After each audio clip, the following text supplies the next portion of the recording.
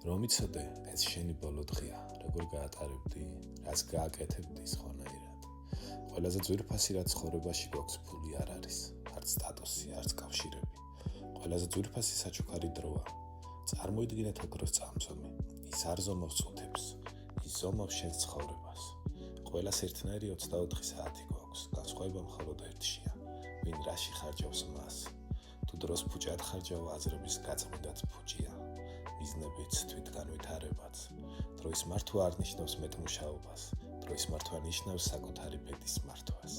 კითხე საკუთარ თავს ყოველ დილით, რომ ვიცოდე საყამოს მოკვდები, როგორ გავატარებდი დღეს. ამ კითხვამ შეიძლება შეგაშინოს, მაგრამ იცოდე, ეს კითხვა არ კლავს, ეს აცოცხლებს. დრო უკან არ ბრუნდება და ხე რომელიც უნდა დაგერგო 20 წლის წინ, დღეს მაინც უნდა დარგო. გამოიწერე გვერდით თუ გსურს გაიგო მეტი საინტერესო დეტალი წიგნიდან ბერი რომელმაც თავისი ფერარი გაკეთა.